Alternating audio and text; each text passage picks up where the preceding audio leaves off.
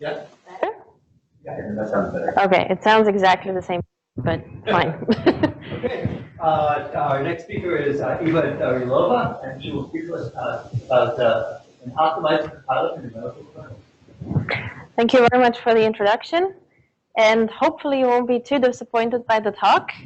This is very much applied math, as you can already tell from the compiler title. And this is also a lot joint work with a lot of my students and collaborators. And it kind of ties into what Sean was talking about right now. So this work effectively comes right after design the controller that we then compile down to actual hardware. So let's suppose that the numerical kernel that we're interested in is a heartbeat monitor that takes as input some heartbeat signal, does some kind of analysis, potentially with a neural network, and then decides whether this heartbeat is okay or not. So if it's not, it may issue a warning or take some other action. Now, in implementing this kind of heartbeat monitor, there's a lot of challenges that you have to address, and I want to focus on one particular one. That comes from the discrepancy in how we actually program these kind of systems.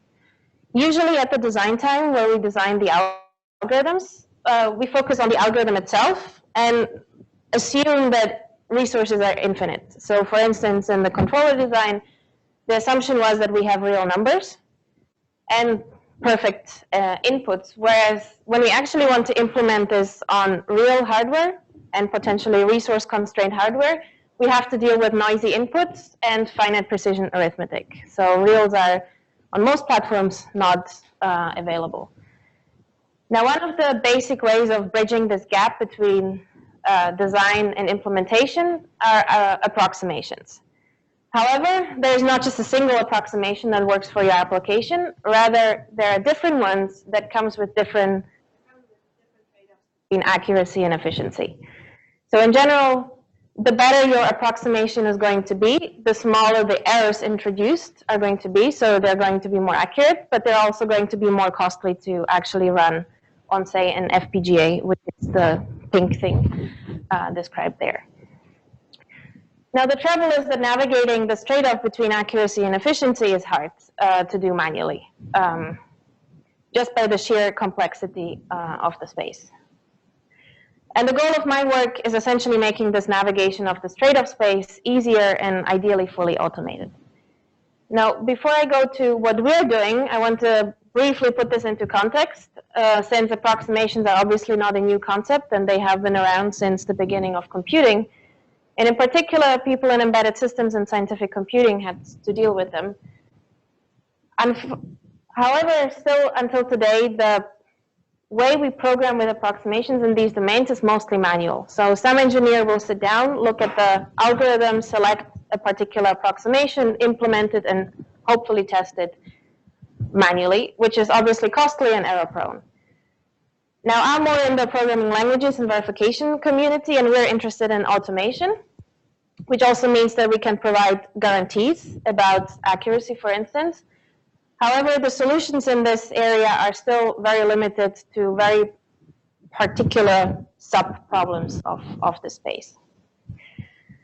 So the vision that I'm essentially after with this work is to develop an optimizing or approximating compiler that will allow a developer to write a program as if resources were unlimited. So write the ideal program in real arithmetic that you want to compute together with an accuracy and resource specification. So you provide an error bound where you say, this is what I want to compute, and it has to be this accurate.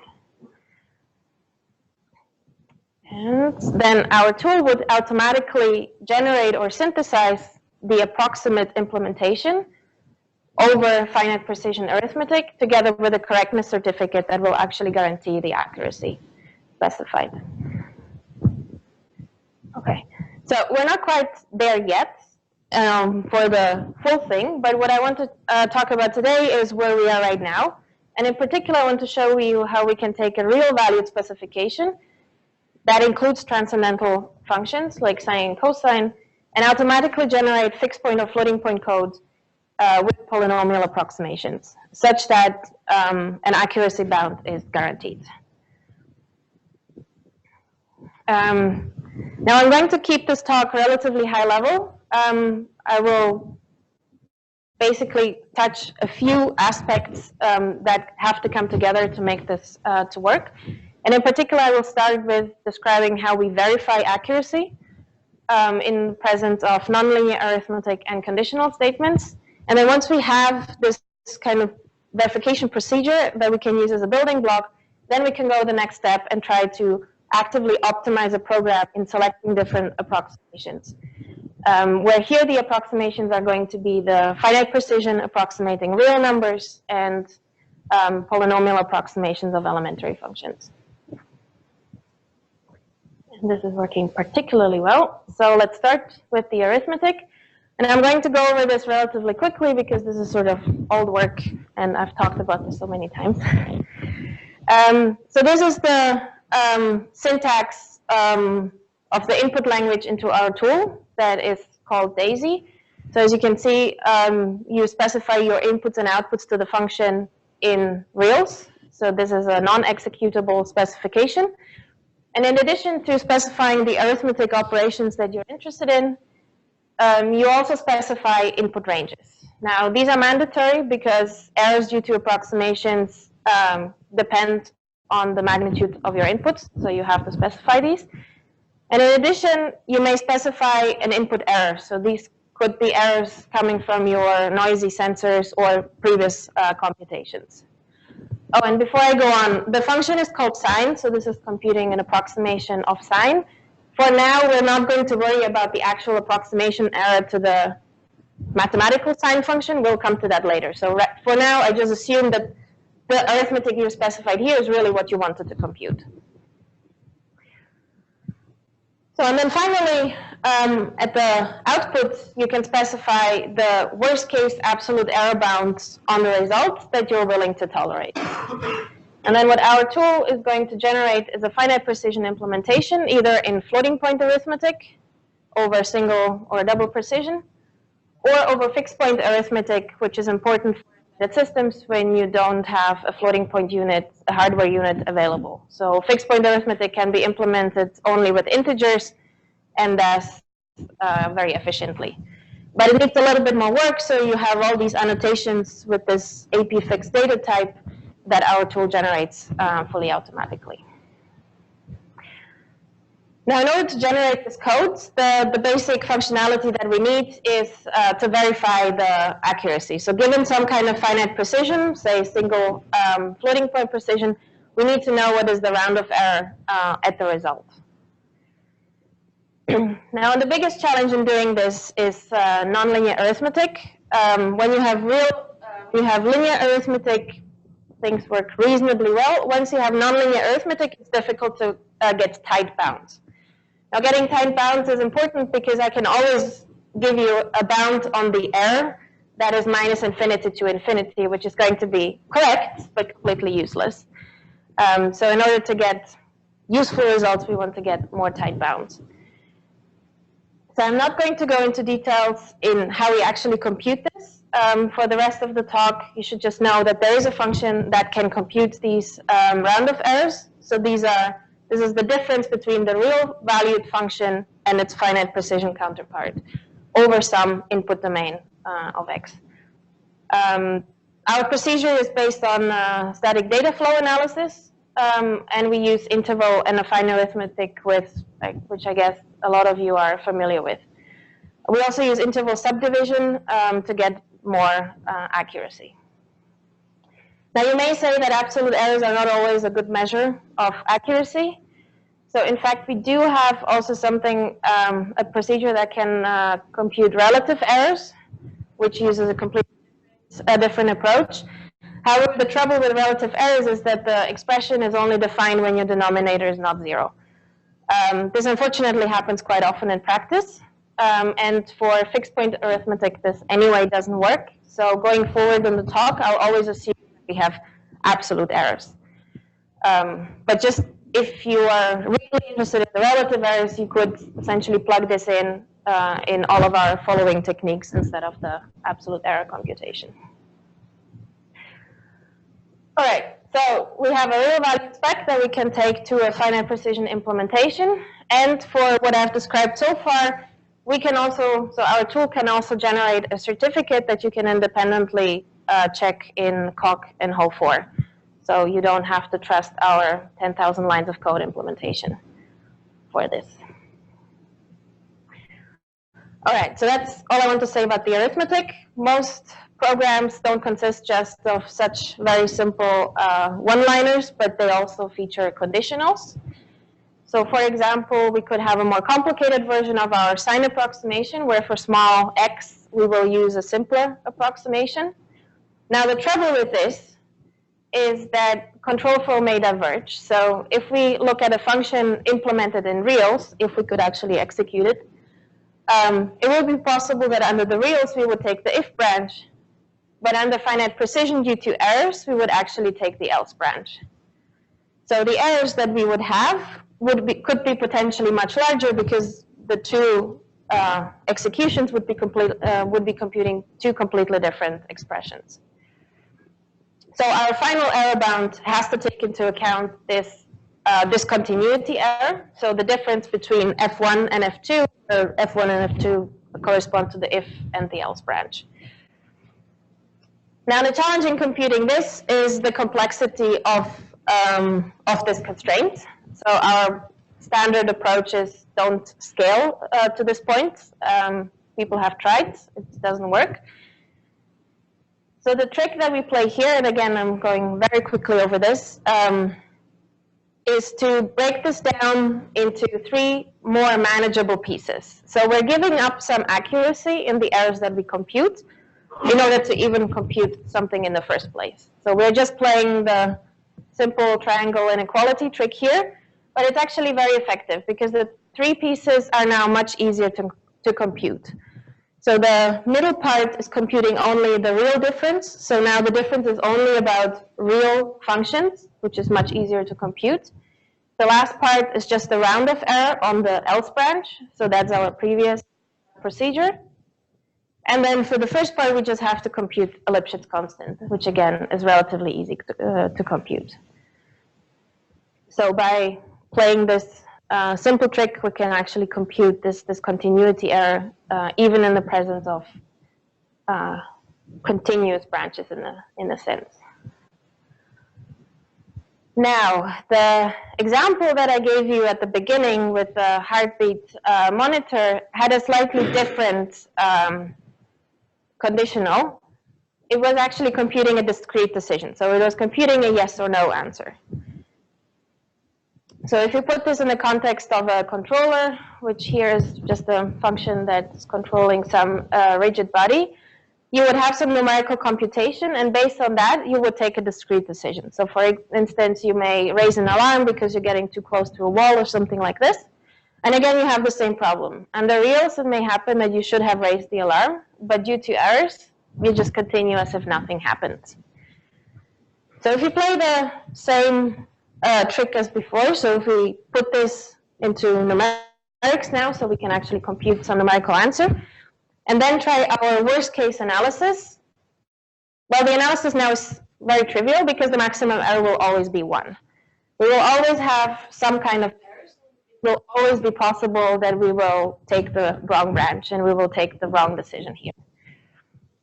So really the question that we should be answering in this case is not what is the worst case error, but how often will the program return the wrong answer? So this is not just worst case anymore, but this requires a probabilistic analysis. Now the question how often the program returns a wrong answer depends on how probable are certain inputs. So in particular, we have to take into account that not all inputs are usually equally likely. And this means also that not all values will be equally likely for the result variable, so for the res. Now, depending on the distribution of res, we can just intuitively see that if we are around 0 for the graph that I showed here that was just generated with a simulation, it's actually quite probable that we will take the wrong branch. Whereas if the decision threshold was not around 0, but around, what is it, minus 400, then the probability would be much, much lower. Now, we don't want to do this reasoning just with a simulation. We actually want to get sound answers. And we want to, in particular, soundly compute an upper bound on the wrong path probability. So the probability of computing the wrong answer. This can be encoded exactly as a probabilistic program. So for instance, we can define x1, 2, and 3 to be normally distributed between minus 15 and 15.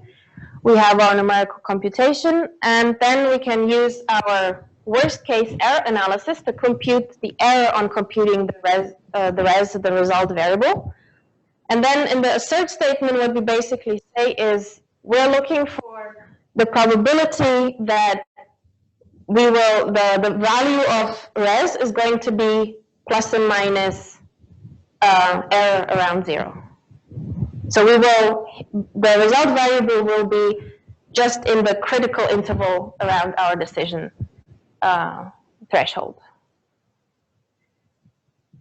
So this is nice. If we have this probabilistic program, there's actually a tool called PSI that can compute now an analytical expression for this probability that the assertion will fail. And then we can use Mathematica to actually solve this expression numerically. Now, the expressions that come out of PSI, they fill several pages, even for a simple program like this, which is actually the reason why this approach doesn't really scale well. So beyond very, very simple arithmetic expressions, this just doesn't work and just times out. So since the exact analytical version doesn't work, we work with a discretization. So instead of propagating probability distributions exactly, we propagate discretizations thereof. And in particular, we take a probability distribution and discretize it with what is called either p-boxes or a Dempster-Schaeffer structures. So p-boxes, I think, are relatively intuitive to get just from a picture. So whatever on the right-hand side, the boxes encapsulate the cumulative distribution. So in the textual version, what this means is that your value is between A1 and B1 with probability W1, and between A2 and B2 with probability W2, and so on. So this means you can also control the accuracy of the discretization. If you have more subdivisions and more boxes, you will be capturing your probability distributions more accurately. And with this distribution, if you're propagating independent variables, the propagation just reduces to simple interval arithmetic, so it's actually very efficient. If you have dependent variables, it's a little bit more complicated and you have to solve linear programming problems, but it is still feasible. And in addition, you also have to keep track of the dependencies, which we do approximately with fine arithmetic. So the point is, instead of doing the analytical propagation, which doesn't scale, we do an approximation thereof. So we do a trade-off, just like for the programs that we're looking at, we trade some accuracy for efficiency. So, and then how to actually get to the wrong path probability, we take our input program, we compute a roundoff on that variable that we take the decision on with just our worst case analysis. We propagate the ranges, the probability distributions of our inputs through the program with the discretization. And then from this, we compute the intersection, which is, again, the easiest described on a picture. So suppose that this discretized distribution is the propagated one for the result variable. In our program, the decision threshold, where we would take one branch or the other, was 0, and the error was 0.204 or something like this. So this means that we're really interested in the values that fall around 0, plus and minus 0.24. Now, there's exactly 2 boxes that intersect with this critical. So our probability of taking the wrong path will be exactly W1 plus W2. So the probability of being in the first or in the second box. So this finishes within reasonable time. However, it computes a wrong path probability of 1. So we are back to where we started off, and we're just getting the trivial and useless answer. So in order to really make this work, we add a relatively standard ingredient that people are using in this domain. So we subdivide the input intervals into smaller ones so that we don't have, so this effectively reduces the over approximations that we commit. And in addition, we also throw in a reachability check, because from the initial intervals, smaller intervals now, not all of them can even reach that critical interval at all. And this we can check with an SMT solver. And then once we do this, we actually do compute a wrong path probability that is reasonable. Now, we've tried this on a couple of numerical kernels. The analysis time is on the order of minutes, so relatively reasonable. The method obviously computes an approximation. It's an upper bound, but it's still not the exact probability. But it is accurate enough to distinguish between normally and uniformly distributed inputs. So you compute different probability, the wrong path probabilities for these. And the over approximation is modest, at least I think so. We've checked this by comparing our results against the analytical tool PSI on the very small benchmarks where it still works. And there we get about an order of magnitude difference to the exact result. All right, so we can verify accuracy even in the presence of conditionals. So now let's actually get some resource optimization. Now the first one I want to talk about is finite precision, because if we don't have this, then anything else doesn't really make sense.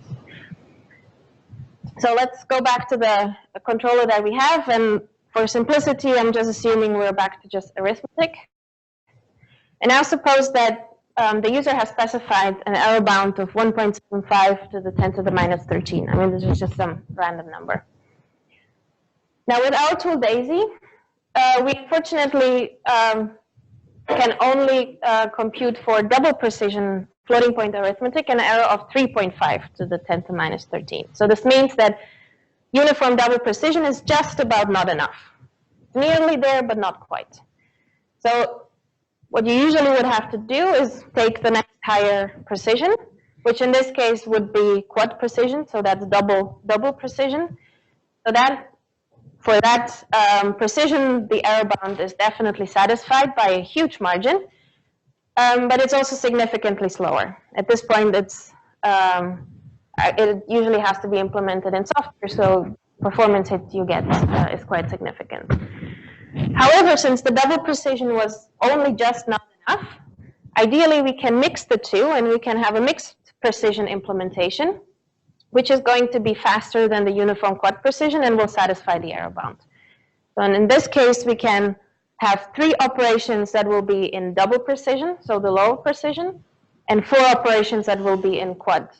And this will satisfy the error bound and will be roughly 28% faster than the uniform quad precision. Now, again, we want to do this precision assignment to the different operations fully automatically, and the challenge here is really the huge search space where at least we could not find any kind of structure that we could exploit in order to use some nice optimization method like gradient descent or something like this. So, in the absence of structure, we do an incomplete search, a heuristic search that is guided with by our static error analysis, so we still guarantee the error bounds, and also a static cost function that estimates performance.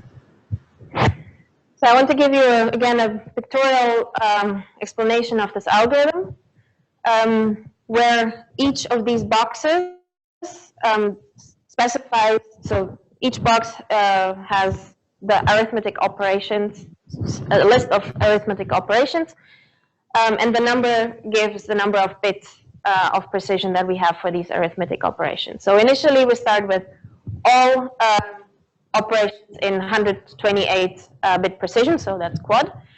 We check that this satisfies the error bound, because if not, then we can give up anyway. If it does satisfy the error bound, we try to lower all of the operations to the lower precision, in this case double. Now we assume since in our previous example, this did not satisfy the error bound, then we start splitting our operations and start lowering only some of them to a lower precision and keeping the others to the high precision. Now suppose, for illustration, that this still doesn't satisfy the error bound, then we will continue our splitting until eventually we find some configuration of precision assignments to operations that satisfies the error bound, and then we can use our and we can use our cost function to select the one that has the best performance. Now the cost function is static, respectively abstract, so we're not actually running the different versions during the algorithm, because that is usually quite noisy and difficult to even get right for floating point arithmetic. So instead, our cost function for floating point arithmetic is based on benchmarking. So we have benchmarked individual arithmetic operations in different precisions. Somewhat surprisingly, it turns out that once you throw quad precision into the mix, you're better off with just a very simple benchmark. I call it simple because I literally just sat down and went there and said, addition for doubles has a cost 1, and multiplication has cost 2, and so on. For fixed point arithmetic, we have 2. We can optimize for the area of your chip. And for performance, we have a machine learning-based cost function, because we're using a third-party compiler to actually compile down to an FPGA, and that is a black box for which we just approximate with machine learning.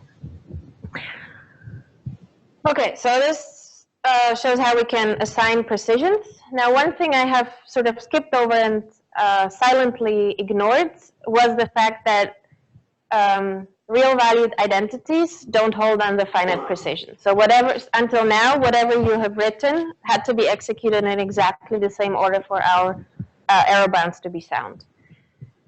So under finite precision, these two expressions in general will not return the same result. And this also means that the round-off errors for the left-hand side and the right-hand side are not equal. So ideally, from an optimization perspective, we would like to find the evaluation order that is equivalent under reals, but has the smallest round-off error. So, and obviously we want to do this fully automatically, and as expected, the search space again is large, so we're again forced to do a heuristic search. This time we do a genetic algorithm. I never thought I would ever use a genetic algorithm in my life when I did my undergrad, but for this case, it actually worked surprisingly well. So the way it works, we start with a population, so 30 copies of our initial expression, and then iteratively pick one expression, mutate it with the regular real value rules like associativity, distributivity, then evaluate its fitness. So we compute the round-off error with our round-off error function, and then we put it back into the mix. The next expression that we pick for mutation is biased by this fitness. So fitter, or expressions with smaller round-off errors, are more likely to be picked and mutated in the next round. However, expressions with slightly larger round-off errors still have a smaller, but they still have a chance to participate in the next round, which helps to get over local minima. So as I said, this works surprisingly well, and we can actually get improvements in round-off errors of up to 70%, at least for the benchmarks that we have tried. And this essentially comes for free. This you do at compile time, and then at running time, you actually get the smaller errors. So why am I telling you this? So we have this rewriting that improves the errors. We have the mixed precision tuning that improves performance. And if you put them together, then ideally you improve the performance even more, because the rewriting will give you a little bit more budget that the mixed precision tuning can work with. And this actually works. So for the function we had before, we can now find a mixed precision assignment that satisfies the error bound, but now is 43% faster than the uniform quad precision. So here we now have 4 operations in doubles and only 3 in quad. So I again have some experiments that I think I'll go over relatively quickly. So we've tried several versions of our tool with rewriting, without rewriting. and compared it to a competitor tool called FPTuner. These results are for floating points only because FPTuner only works for floats. But we can also do fixed point arithmetic. So to give you the gist, if you have a case where single precision is just not enough, so 32-bit floating point arithmetic, mixed precision can save you on average 20% performance with respect to a uniform double precision implementation, which is what you would have to do in the absence of mixed precision. If double precision is just not enough, the savings are larger because anything beyond double precision is implemented in software. We also found that rewriting is generally helpful, and to brag a little bit over FPTuner, we're faster. All right, so the last thing I promised is the elementary or transcendental functions, and I should be a little bit more consistent in my naming. So if you have numerical codes, you usually don't have just arithmetic, but you also have functions like sine and cosine. I guess the standard way of implementing these is using a library function provided by some C implementation. The trouble with this is that it only provides you a limited choice of precisions. So you only usually have a single or double precision version. But if you're looking for really saving in performance, this is rather limited. Now, if you want to go to an FPGA, then you're anyway looking for a fixed point implementation. And the implementations by regular vendors like Xilinx for these library functions are very inefficient. So our goal here is to synthesize specialized polynomial approximations that are specialized to this particular application. So instead of library functions, which have to work over all possible inputs, we only have to work over -2 and 2 here, so we can have a much more specialized approximation, and thus also more efficient. We also want to guarantee an end-to-end error bound, so not just an error bound on the individual elementary functions, but at the end of the kernel. And we're looking for a fixed point arithmetic implementation because this can be usually is more efficient. Now, the biggest challenge here is how do we distribute this error budget? So the error is specified at the end of the function, but we have to distribute it for all the arithmetic expressions and the approximation of the elementary functions, ideally in a way that leads to efficient implementations.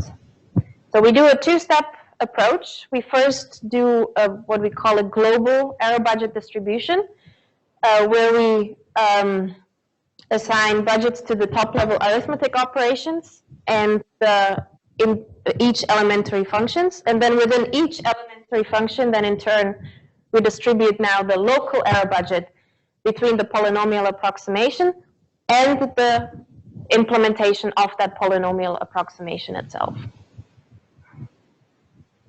So for the distribution of the global error budget, we actually reuse our mixed precision tuning by pretending that the elementary functions commit this kind of round of error. So we can treat them just like arithmetic. And then the precision that is assigned to those elementary functions will get translated to the local error just by looking at the round of error. Something more, that doesn't work. Right. Now, the only challenge here is that, I said for the mixed precision, cost function to guide us for the best performance. Right now, we don't really know what the cost of these elementary functions will be because we don't have that approximation yet. Now, empirically, we find that just by assigning a 2x cost works reasonably well. Now, the key idea why this works is it doesn't really make sense that either the arithmetic errors or the errors due to the elementary functions would dominate. So they should really be roughly equal, because otherwise you could distribute the budget better. So here, by treating them essentially the same, we get the best results.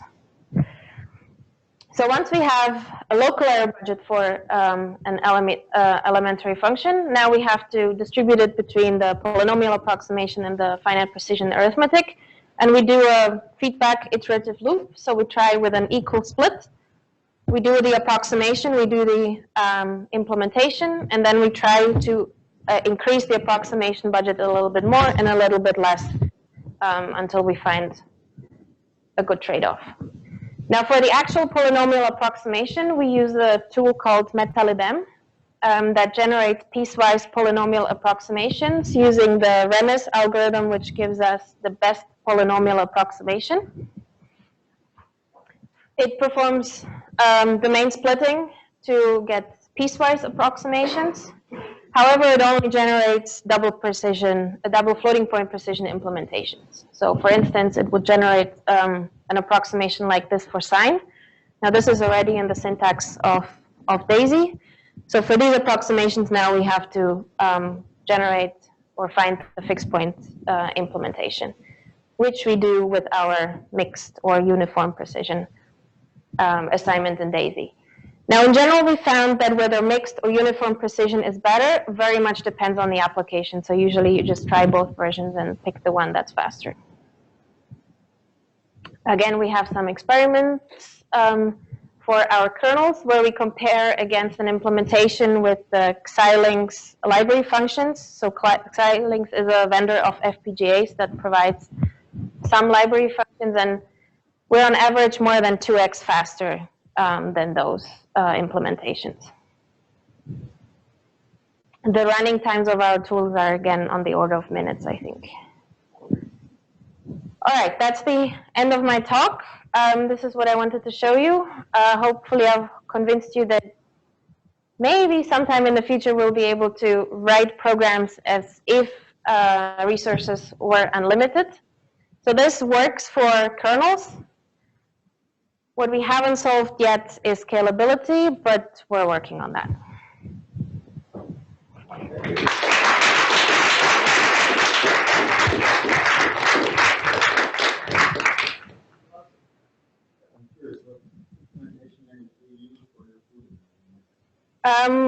Our own tools are implemented in Scala. Though there's nothing really specific. I did my PhD at EPFL and Scala came out of EPFL, so. But we do generate code also in C. So if you want to go to the FPGA, then the input language to Xilinx is C.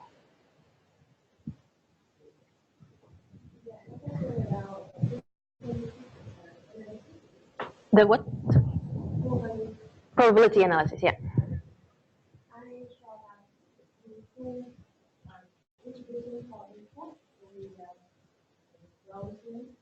Yeah.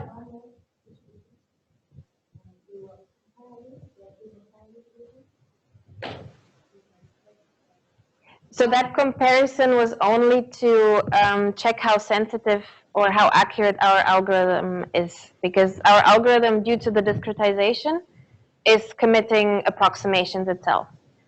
So whatever probability bound we compute is just an approximation. And what we wanted to check is whether it's accurate enough to distinguish between normal and uniform inputs.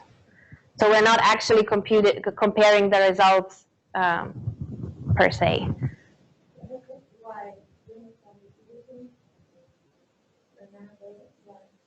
So even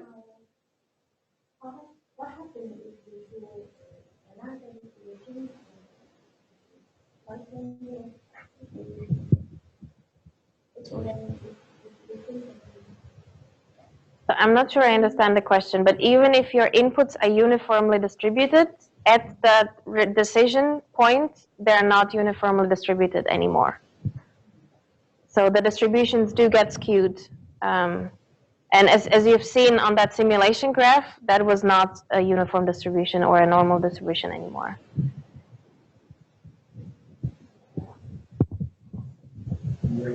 Yep. You were talking about optimal cores. Yep. And you described a lot of work. Yes. Is that all certified or not part of it? So the probabilistic analysis is not. The optimizations for the finite precision, the search itself you do not actually have to certify. So the final result you can then certify.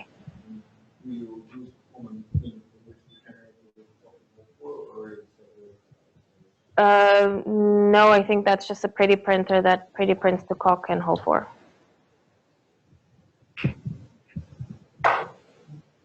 At the end, you mentioned about the next 15 languages. Is there anything in particular that's making that difficult? So it's difficult just due to the complexity. I mean, the reason why I've only talked about numerical kernels in this work is because this is right now the only programs that this works for. So I don't have a formal complexity bound. So we can handle programs that are larger than what I've shown here, but it's essentially maybe an order of magnitude, but not larger than that. In particular, the one thing that we cannot handle well right now are loops. So this is the one next thing, and as Sean has said, the one thing we need are loop invariants, which is something we're looking at.